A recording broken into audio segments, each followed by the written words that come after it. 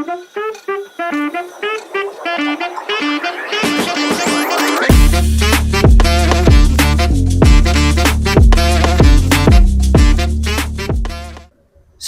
warahmatullahi wabarakatuh.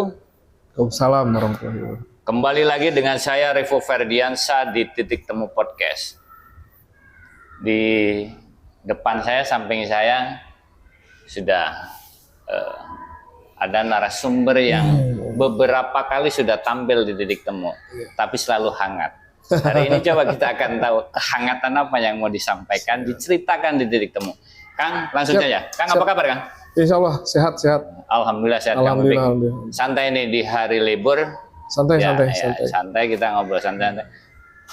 Karena yang sudah hangat sering tampil di Titik Temu, gimana kalau kita gas aja, Kang? Siap. Ada apa? Gasnya gini, Kang. Kemarin itu di media sosial rame itu terkait Akang itu Kang PP itu instruksi ya. Oh iya. DPRD terkait BPJS kalau nggak salah ya. Itu sebenarnya apa yang terjadi sebenarnya di dalam itu waktu paripurna atau apa? Paripurna. Oh, paripurna ya. Iya. Jadi di paripurna itu saya instruksi penegasan, saya mempertanyakan terkait hutang Pemprov Jabar ke BPJS. Oke. Yang nominalnya 330 miliaran kayak gitu. Dan karena itu masanya periode sebelumnya, bukan periode, artinya bukan pemerintahan KDM sama Kang Erwan kan? Ya saya ingin mendapatkan penjelasan dari Ketua TAPD, Ketua TAPD Sekda kan. Nah kebetulan Sekda sebelumnya dan Sekda sekarang sama. Jadi saya minta penjelasan kenapa kita bisa punya hutang, ya kan? 2002 kan kemarin kan dijawab di paripurna tuh sama Pak Sekda. Ya ada jawabannya karena apa? Pilkada serentak gitu kan, pembiayaannya sangat luar biasa. Jadi ditunda gitu. Ya, nah sebenarnya gini ya. 2023, 2024. Harusnya kan dianggarkan untuk pembayaran sekarang nih. Dibayarkan. Ya kan? Di 2025 ini kan harusnya dibayarkan. Kan? Saya juga mengutip pernyataan Kang KDM ya di Metro TV waktu itu. Gubernur ya. Bahwa dia juga ini kenapa? Ini lupa kali ya menganggarkan. Jadi kan ini juga harus jelas. Kenapa kok bisa tidak dianggarkan atau tidak dibayar di murni? Walaupun akhirnya akan ada pembayaran di perubahan, ya di anggaran perubahan masih di 2025. Jadi kenapa? Karena di 2024 itu penerimaan ini keuangan pemerintahan Provinsi Jawa Barat itu di kita 101% loh. 101%? Iya, maksudnya lebih dari 100%. 38 triliun sekian gitu ya. Ada ininya ada. Datanya ada. Terus bahkan ada silpa. Sebesar 1,7 triliunan gitu ya. Ada sekitar silpa. Jadi ini ada apa? Ada yang salah atau gimana nih? Kok bisa? Apa lupa bagaimana ini kan? Kok bisa BPJS kok kita punya hutang ke BPJS, kenapa nggak dibayarkan kan? Gitu. Jadi kan sementara ada silpa ya? Ada silpa. Bahkan kalau kita mau clear, mau terbuka, Gubernur melakukan efisiensi kan di 2025 sebesar 5, sekian triliun kan hasil efisiensi. Ya kan, walaupun efisiensi itu dialokasikan ke banyak hal ya, termasuk infrastruktur. Tapi ini lupa juga nih. harus ke perubahan kan kayak gitu. Jadi gini ya Kang Repo. Ini komitmen pemerintah Provinsi Jawa Barat, di mana pemerintah Provinsi Jawa Barat itu udah ada Pergub nomor 41 tahun 2021 yang mungkin bisa saya jelaskan di situ itu Pergubnya itu tentang pembiayaan jaminan kesehatan daerah. Pasal 14 itu bahwa proporsi pembiayaan pelayanan kesehatan bagi peserta PBPU dan BP yang didaftarkan oleh pemerintahan daerah dapat diberikan sebesar 40% untuk pemerintah provinsi dan 60% untuk pemerintah daerah. 40% berarti? Iya, yang ini PB ya, PBPU dan BP ya, kayak gitu. Itu kan untuk BPJS. Itu sebenarnya kan udah ada kewajiban kita. Udah jelas ada itu. pergubnya gitu. Walaupun pergubnya kita tahu lah ya bahwa 2021 itu kan kepemimpinannya bukan Pak Gubernur KDM sama Kang Erwan. Tapi kan kita komitmen pergubnya ada. Jadi kita jangan belum ada perubahan pergub ya kan. Jangan sampai kita membuat peraturan kita juga yang lalai terhadap peraturan itu. Jadi saya juga apalagi ini berhubungan dengan kesehatan. Kayak Karawang nih, Karawang kan punya UHC, Universal Health Coverage kan. Ya kalau misalnya tidak tercover yang 40%-nya kan juga akan menimbulkan keuangan daerah berantakan juga. Iya dong. Ya, walaupun Karawang itu sekarang mengajukan kembali untuk bantuan keuangan untuk masalah PBPU dan BP ini sebesar 74 miliar untuk membayar BPJS juga kayak gitu. Oke, Kang, kembali lagi itu. Terus akhirnya gimana Kang terkait instruksi itu? Ya dijawab oleh Pak Sekda. Dijawab itu karena emang ada alokasi karena ada pilkada serentak, jadi membutuhkan biaya yang sangat besar. Akhirnya diundur. Ya artinya ya tidak terbayarkan kan. Berarti dibayarkan di anggaran murni sekarang, tetap akan dibayarkan di 2025 di anggaran perubahan. Nah, ini kan baru mau dibahas di Banggar kan untuk alokasi ya. Jangan sampai juga ini juga nggak lupa dibayar juga kan kayak gitu. Karena kalau dampaknya apa sih Kang? Ketika tunggakan BPJS, apakah bisa menolak dampaknya kepada masyarakat nanti? Kan itu kalau PBPU dan BP itu kan yang bayar pemerintah. Iya, oke. Ya kan, masyarakat yang ditanggung kan BPJS. Kalau misalnya belum dibayarkan nanti gimana kalau dia sakit? Berobat kan loh, ini belum dibayarkan kayak gitu. Iya, artinya dampaknya kepada masyarakat itu ya. Bahaya, sangat jelas bahaya. Maksudnya jangan sampai ini mencederai spirit KDM yang sangat luar biasa, gubernur yang sangat luar biasa. Ternyata ada hal kecil yang sebenarnya kan ya tadi saya disinggung di awal. Ini dianggarkan terus dianggarkan, tetapi kok tidak terbayarkan. Bahkan ada silpa, ya kan di atas 1 triliun, di atas 1,7 triliun ya itu nanti ada datanya. Nah kenapa gitu? Jadi jangan sampai ada hal-hal yang berhubungan dengan masyarakat langsung kita lalai. Karena kita punya komitmen provinsi. Rakyat, kan, bukan hanya masalah wakil rakyat. Provinsi Jawa Barat punya Pergub nomor 41 tahun 2021 masalah kesehatan ya, jaminan kesehatan. Jadi kan itu yang buat pemerintah Provinsi Jawa Barat. Kang Piping nanya ini Pergub ini peraturannya. Sebenarnya saya heran kenapa punya hutang gitu. Kan KDM juga kan Bu Gubernur juga kan kaget. Ya kita sama-sama lah. Saya kan baru jadi anggota DPRD provinsi. Pak Gubernur juga baru. Jadi ya kita juga sama-sama ya dalam hal ini ya kita sama-sama mempertanyakan itu. Jangan sampai kita mengulangi hal-hal yang sama. Kenapa? Tanggung jawabnya berat loh. Ini Pergubnya Pergub Provinsi Jawa Barat, peraturan Gubernur Provinsi Jawa Barat tahun 2021 dan belum dirubah gitu kayak gitu. Semoga segera ada solusinya. Dibayarkan BPJS kan selesai. Jangan sampai dampak ini sampai kepada masyarakat. Ya itu yang maksudnya. Kan saya sampaikan juga ini mengganggu tatanan keuangan daerah dan memprihatinkan tatanan kelola keuangan daerah ada provinsi juga yang kurang baik kan kayak gitu. Terus ke daerahnya juga kurang baik. Ya kan? Ya kalau misalnya daerah yang harusnya 40% disubsidi dibayarkan oleh provinsi belum dibayarkan akhirnya kan mengganggu masalah keuangan daerah kan. Waktu paripurna itu KDM nggak ada kan ya? KDM nggak ada, yang ada Wagub ya, Gubernur. Pak Erwan sama Sekda ya? Sekda nggak ada. Oh Sekda nggak ada. Oh ya, karena sindir Erwan juga sih. Jadi sebelumnya itu Pak Ono Surono ini sama KDM. Sekarang Kang Pipik juga dari fraksi PDIP ke Erwan ini kayak gimana ini? Wakil kayak sambung menyambung kan? Enggak gitu ya? Enggak juga karena saya juga publik harus tahu. Ini hal ini harus diketahui oleh masyarakat ya. Ya kan ini harus diketahui oleh masyarakat. Jangan sampai nanti daerah yang harusnya kita cover yang 40%-nya ternyata belum kita bayarkan, yang masuk ke rumah sakit nanti kan gimana nih kok BPJS? Ini kan juga ya bagi kita ya, saya sebagai wakil rakyat kok bisa Pemprov Jawa Barat punya hutang BPJS kan harusnya kan enggak gitu. Ya kan kalau lihat dari keuangan daerah harusnya enggak. Tadi bilang ada silpa kan kayak gitu. Bahkan efisiensi yang sekian triliun kayak gitu. Ya artinya saling mengingatkan. Ya saya mengingatkan jangan sampai hal ini terulang kembali di masa-masa ke depan. Tapi mau segera dibahas itu ya? Oh iya, karena nanti akan dialokasikan di perubahan dan nanti Banggar kan bentar lagi membahas itu ya. Jadi akan masuk ke pembahasan. Semoga dan itu udah artinya udah kita sampaikan juga kan, saya juga dari fraksi ya, nanti teman-teman di Banggar juga harus membahas itu. Harus mengawal itu. Oke.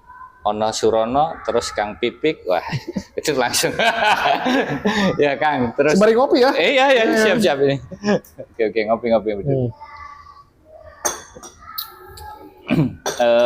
Mumpung masih di lingkup kerja DPRD, saya akan tanya juga. Kang Pipik kan dari fraksi PDIP ya. Hubungannya gimana sebenarnya dengan KDM? Karena sebelumnya kan tahu sendiri ramai semua.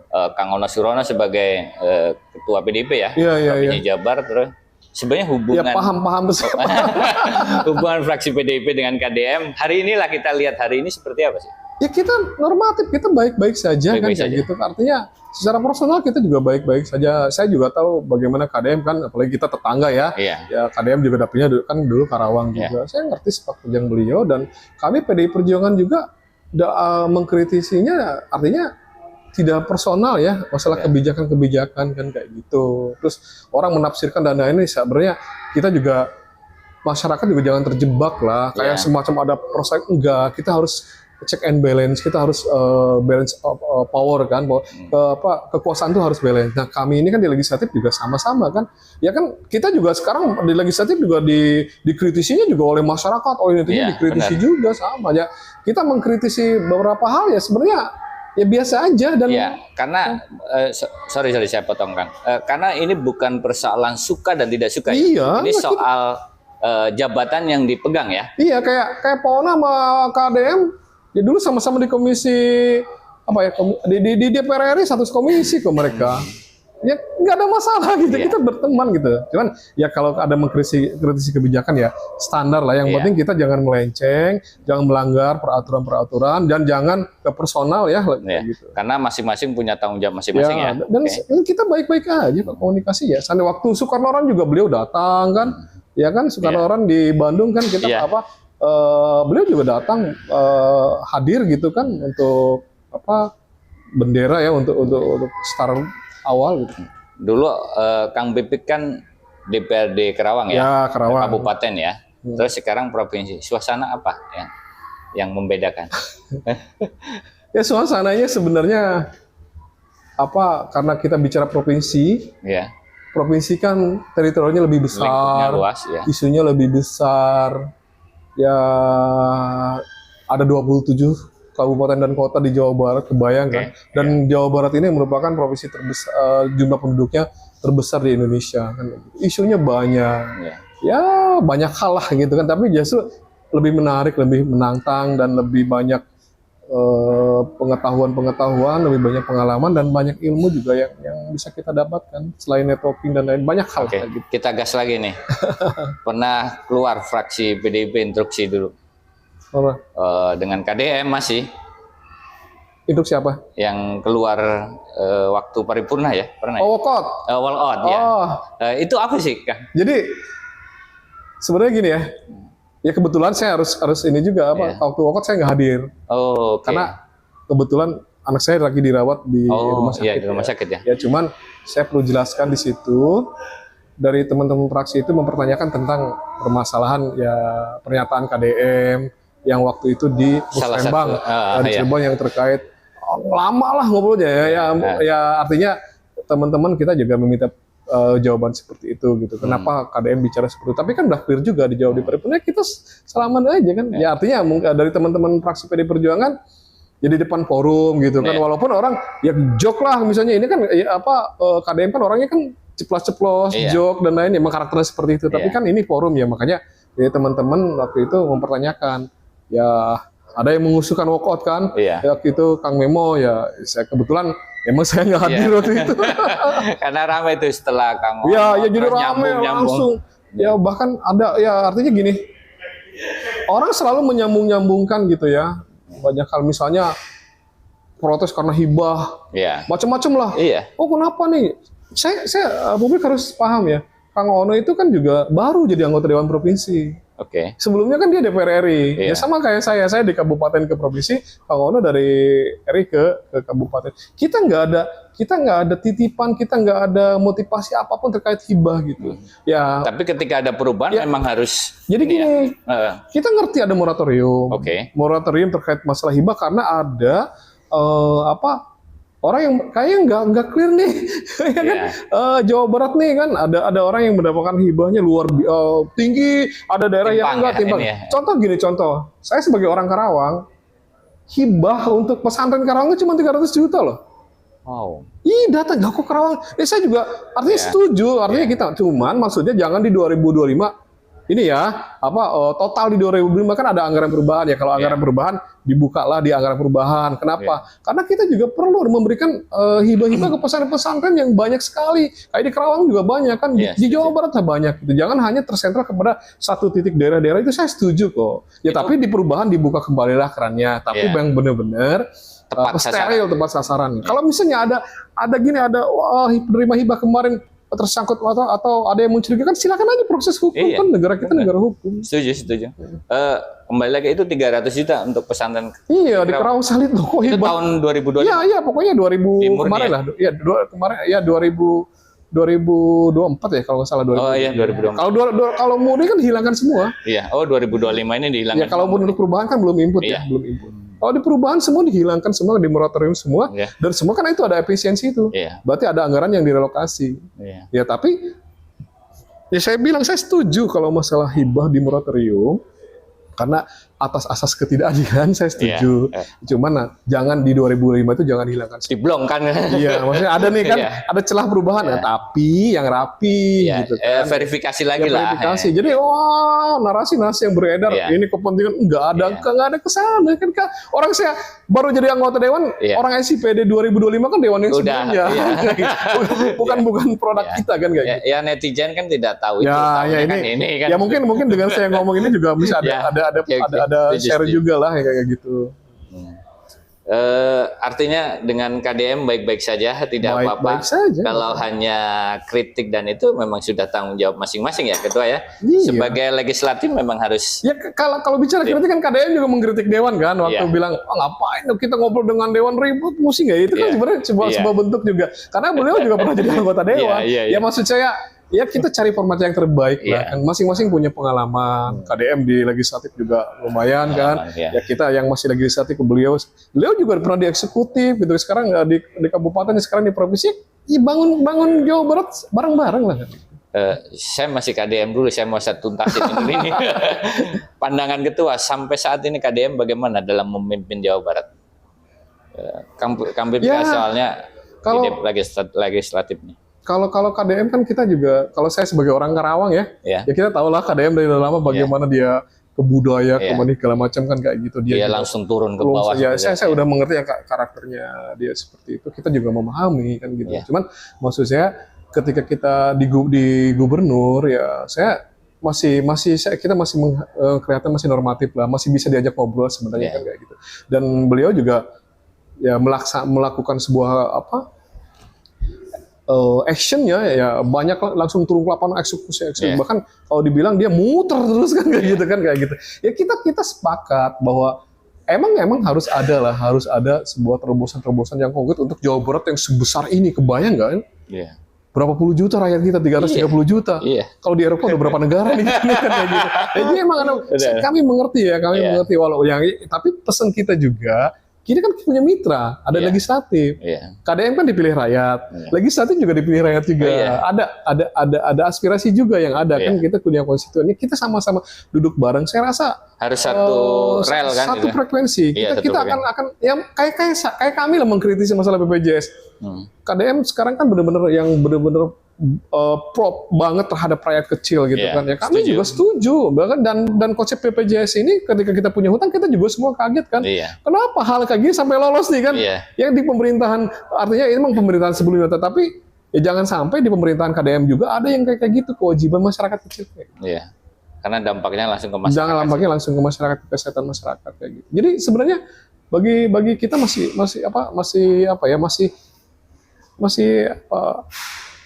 sosial ya, artinya kita masih asik lah, masih asik untuk ngebangun Jawa Barat ini kan kayak gitu. Oke. Nggak ada personal, apalagi personal ya. Kita juga inilah ngapain bawa personal kan. Ini masih lingkup kerja ketua nih. Kalau anggota dewan itu kan ada kunjungan kerja. Ya. Kalau provinsi paling jauh di mana ketua? Apa ke luar negeri? Enggak sih. Udah nggak ada. Jadi emang kita kunjungan. Nah ini juga ada narasi ya. Nanti saya ke situ itu. Jadi anggota DPR provinsi kunjungan ke Bali kemana tuh ke Jogja atau apa gitu menghabiskan biaya 370 miliar. Ini hoax nih ya. Yang kayak gini juga ini saya sedih juga gitu. Silakan klarifikasi ketua. Artinya gini. Anggaran itu kan dari 700 miliar sekian diefisiensi jadi 300 miliaran. Tapi kan bukan buat sehari. Iya kan? Ya bukan buat sehari kan kayak gitu, itu bisa dan itu kunjungan kan bukan ke satu titik. Kunjungan itu ada misalnya kunjungan ke antar kabupaten ya, di dalam provinsi, di luar provinsi. Ya itu juga ada pansus, ada kunjungan komisi. Kan kita juga kalau membuat perda kan harus ada pansus, harus studi banding kepada daerah-daerah yang sudah mempunyai perda tersebut kan kayak gitu. Jadi banyak digoreng sana digoreng sini. Saya juga sangat sedih gitu. Narasi di era sekarang itu kok nggak terfilter gitu. Wah kan kayak gitu ya, walaupun ya kita harus fair-fairan aja. Saya di bulan Juni nggak ngelakuin kunjungan kerja keluar provinsi karena emang Pak Ono, anak kami ini bulan Bung Karno, ya dilarang keras, haram hukumnya gitu. Bagi kami anggota Dewan Provinsi itu mengadakan kunjungan kerja ke luar provinsi. Itu sudah di. Ya ini untuk di bulan Bung Karno. Jadi tadi kalau bicara kunjungan ya tidak satupun anggota DPRD Provinsi Jawa Barat fraksi PD Perjuangan melakukan kunjungan kerja keluar provinsi karena kita di bulan Bung Karno ini kita sepakat kita turun ke masyarakat mengadakan dialog publik, mengadakan haul Bung Karno, kegiatan-kegiatan yang emang turun ke masyarakat dalam rangka bulan Bung Karno. Jadi clear ya. Ya tapi saya juga harus clearkan juga narasi yang beredar seakan-akan satu titik 770 miliar, enggak lah masa satu titik kan orang melihatnya 370 miliar. Iya, enggak, itu udah diefisiensi, Jadi itu kan juga kunjungan ini kan juga komisi kan banyak, ya kan. Jadi ke beberapa daerah ya untuk studi-studi banding ya. Dan 307 miliar itu bukan untuk satu hari, bukan untuk satu orang kan ya. Jadi saya juga meminta ya ke masyarakat kita juga harus clear juga, harus sama-sama netral juga. Boleh mengkritisi boleh. Saya juga sangat. Jangan-jangan gini ketua, mohon maaf saya potong. Jangan-jangan masih ada yang nggak paham sebenarnya apa sih kerjanya anggota dewan. Jelaskan ya ketua. Kerjanya apa sih legislatif itu anggota dewan? Ya banyak sih kalau saya lihat. Wah, bukan bisa ngomong doang doang ya. Ini juga emang ini seru sebenarnya. Jawa Barat ini seru. Jadi ketika seakan-akan ada konflik, apalagi kami dihajar terus ya fraksi PD Perjuangan, saya ngeliat baca, aduh ini banyak sekali gitu kan. Jadi seakan-akan kita menghalangi kinerja, kita menghalangi kerja pemimpin Jawa Barat. Nggak seperti itu. Kita juga perlu check and balance. Kan kita ada konsep trias politika. Ya kan ada yudikatif, ada eksekutif, ada legislatif. Nah, kami ini legislatif, gubernur dengan jajaran dinas itu kan eksekutif. Nah, kalau kita nggak ada check balance, kalau kita nggak ngawasi, siapa yang ngawasi? Kinerja kan kita bukan negara kekuasaan. Ya, salah satu fungsi legislatif adalah mengawasi. Ya, pengawasan. Terus kan budgetnya kita juga mesti ngobrol, controlling. Terus bikin legislasi, bikin peraturan-peraturan daerah kan juga salah satu fungsi kita juga. Ya seperti itu. Kita diutus oleh daerah-daerah pemilihan kita yang dipilih oleh rakyat di daerah pemilihan kita untuk duduk menjadi wakil rakyat di provinsi, yaitu untuk mengawasi barang-barang gitu kan. Karena di dalam undang-undang itu bahwa DPR itu merupakan bagian dari pemerintahan daerah. Jadi jangan ada kalimat ingin dilibatkan, bukan ingin dilibatkan. Ingin bagi-bagi, ibaratkan kita tanda. Karena kami ini merupakan bagian dari pemerintah daerah. Harus dilibatkan. Terkait kebijakan apapun harus dilibatkan. Harus ngobrol kan. Karena kalau ngomongin 370 miliar itu sensitif, ngomongin uang apa ya? Karena saya mengerti mungkin masyarakat juga banyak kejenuhan terkait banyak hal yang terjadi di bangsa ini. Saya memahami, tapi marilah kita sama-sama berpikir positif bahwa kami juga ingin Jawa Barat maju, ingin Jawa Barat sinergi. Kami juga ingin pemerintahan ini berjalan dengan baik kan. Setuju. Ya kan, kami dibatasi oleh waktu. Gubernur dibatasi oleh waktu kan kayak gitu. Ya dibatasi 5 tahun. Ya kalau misalnya masyarakat gampang mau hukum kita. ini nggak bener nih jadi wakil rakyat, ini nggak bener jadi pemimpin, tinggal jangan dipilih lah. Iya, selesai. Hukumannya clear kan, kayak gitu. Kan kita bisa mengevaluasi, wah ini emang nggak usah dipilih lagi lah karena nggak jadi fair ya, fair itu ya. Fair, itu kan sebuah kan era demokrasi itu kan seperti itu. Fair kan? Kalau PNS kan terus kan, tapi ngurus sekian selama belum pensiun kan. Kayak gitu. Oke Kang, ayo.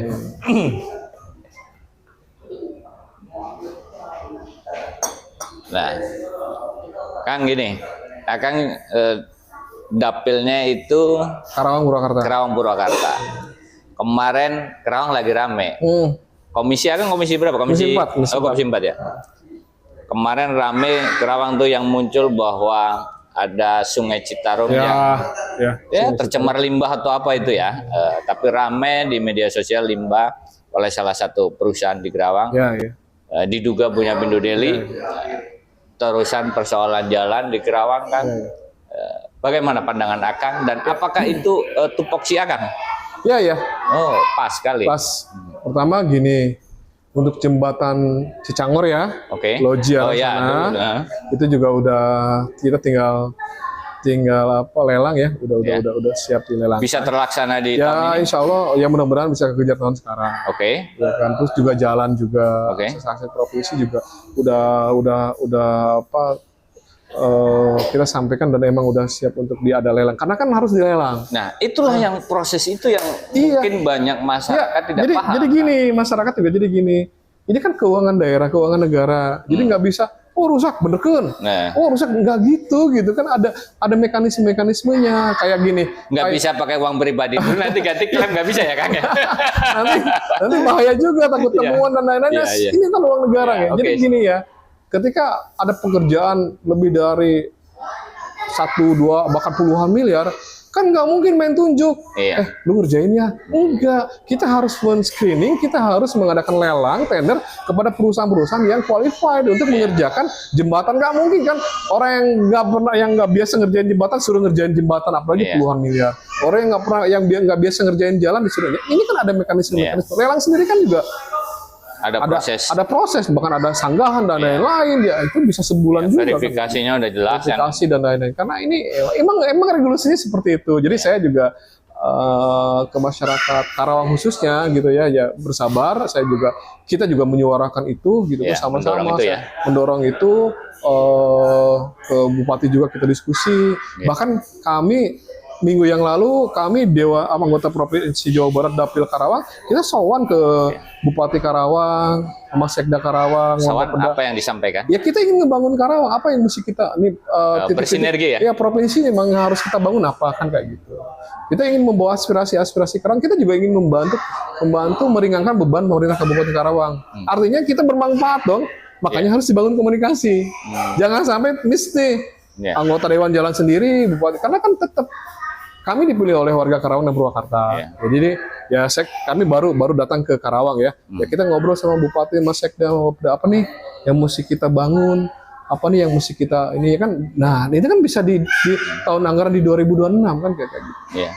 Iya, karena contoh jalan kemarin banyak. Ini tanggung jawab kabupaten, tanggung jawab provinsi kan gitu. Jadi kadang masyarakat kan gini, wah bupatinya nggak kerja, wah ininya nggak kerja, wah jadi kadang kita juga ini seru ya kalau saya lihat nih periode ini jadi ramai nih, gebrakan ini jadi ramai yang sehingga masyarakat itu timbul pertanyaan-pertanyaan yang walaupun menjas dulu, tapi ya juga terjawab gitu pertanyaan-pertanyaannya. Mungkin ada yang salah paham dan lain, tapi kan juga perlu kita luruskan juga kan kayak gitu. Jadi nggak bisa langsung wah bereskan dan lain-lain kan ada proses. Intinya gini netizen, jadi nggak bisa pakai uang pribadi terus diklaim. Dirembes gitu kan? Dirembes kan itu harus melalui proses kan gitu. Iya.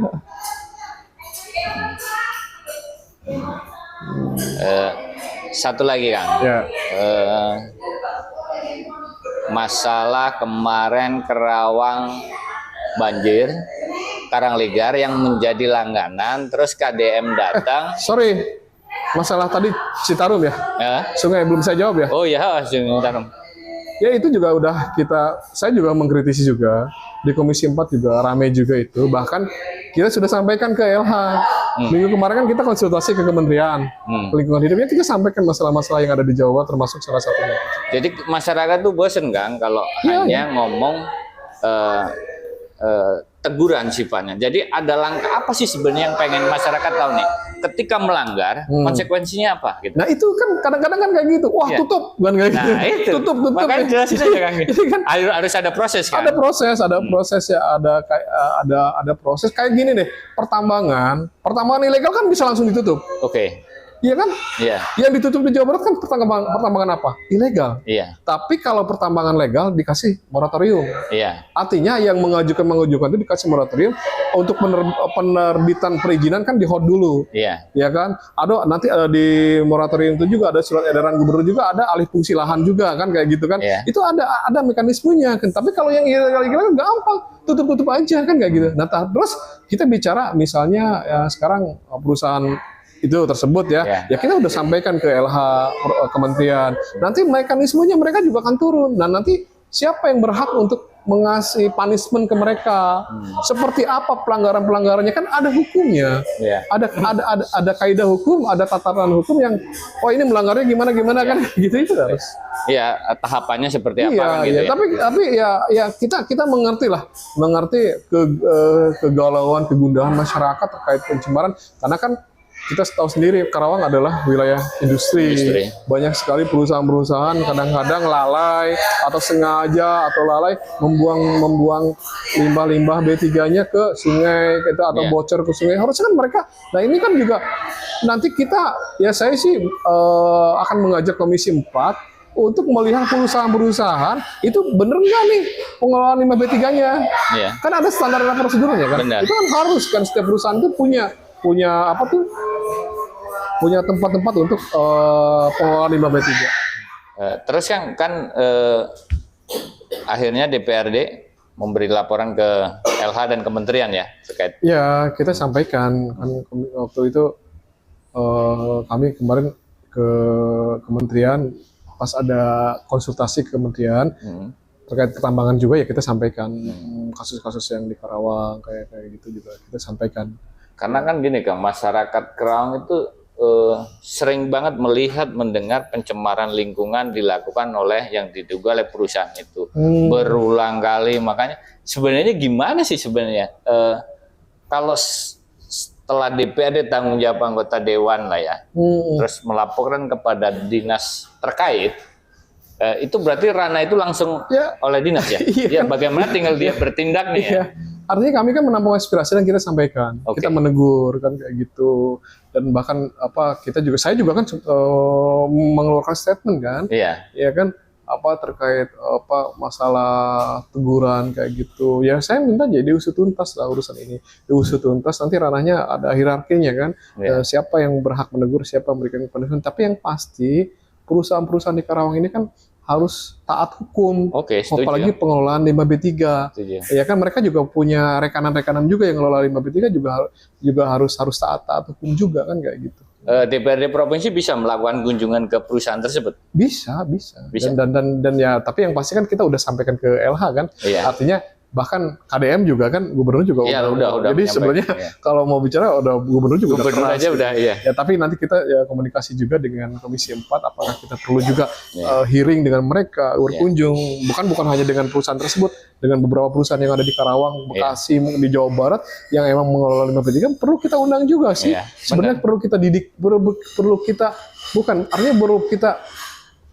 gali juga sebenarnya mereka tuh komitmennya seperti apa, sebenarnya mereka tuh taat enggak sih ya, walaupun kalau kunjungan kan berapa perusahaan yang mesti kita kunjungi tapi nggak ada salahnya kita undang mereka bersama LH, kementerian dan lain kita ngobrol sama mereka.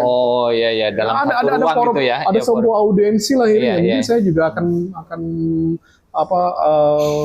menginisiasi itulah ya untuk Komisi 4 Provinsi Jawa Barat kita mengadakan hearing dengan mereka, audiensi dengan para pengusaha limbah atau para perusahaan yang punya limbah dan para perusahaan yang mengelola limbah. Setuju kan? Biar clear kan, jangan ada pencemaran lagi kan kayak. Artinya siapa tahu langkah itu menjadi solusi kan. Artinya ketika orang perusahaan diingatkan, merasa diawasi kan, Iya, mereka juga akan lebih baik kan. Iya, harus ada satgasnya atau seperti apa? Nanti saya cek juga ya. Iya. Satgas apa pengelolaan limbah atau apa juga itu juga perlu ada juga sih sebenarnya kan, yang benar-benar rutin kayak gitu kan, Iya. melihat kayak gitu. Ya nanti teknisnya lah itu lebih ke teknis kita. Selain kemarin setelah jembatan, terus jalan, ramai terusan limbah Sungai Citarum. Satu lagi yang tadi saya sampaikan, banjir Karangligar. Karangligar ya. KDM sudah ke situ dulu, Kang. Kita sama-sama tahu mau membangun rumah panggung apa itu ya? Iya, 1000 ya. Itu bertanya-tanya sampai sekarang sebenarnya sudah nyampe mana itu rumah panggungnya?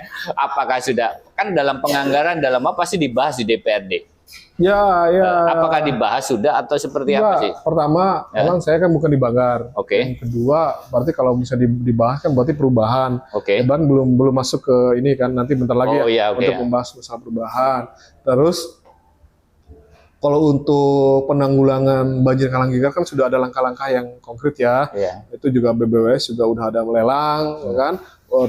Terus juga pemerintah Kabupaten Karawang juga udah lagi proses pembebasan lahan-lahan untuk membuat saluran-saluran dan bendungan pintu air ya untuk mencegah terulang kembali, karena ini kan terulang harus ada langkah yang konkret. Jadi lumayan juga sih biayanya, hampir ratusan miliar juga sih untuk penanggulangannya. Cuman kalau kita bicara terkait apa yang dijanjikan oleh Pak Gubernur terkait 1000 rumah, kan sekarang baru realisasi berapa rumah? 30-an ya? 30 rumah. Dan ya 35 rumah ya. Ya ini kan bertahap ya. Bertahap ya, kita berpikir positif aja ya. Kita berpikir positif ketika ada direncanakan 1000 rumah, ini baru berjalan 30 atau 35 rumah. Ya nanti kita bertahap.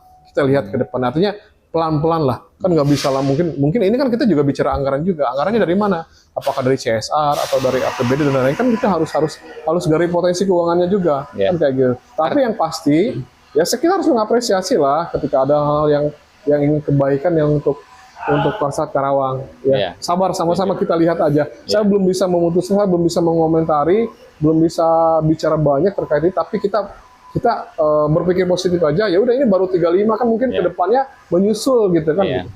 Ya, walaupun 35 kan sudah ada prosesnya. Ya, sudah kan, ada progres ya kan. Artinya hal positif, udah ada proses kan kayak gitu kan. Ya kalau menunggu anggaran kan mesti rapat dulu, ini dulu kan, biasanya dianggarkan kan kayak gitu. Tapi kalau misalnya, ini ada nih uang ini nih, misalnya uang dari CSR, atau kita bikin dulu segini, nanti depan bikin lagi, kayak gitu. Ya, biar gamblang sekalian Kang persoalannya. Apakah ketika mau membangun rumah itu harus dibahas di DPRD semua?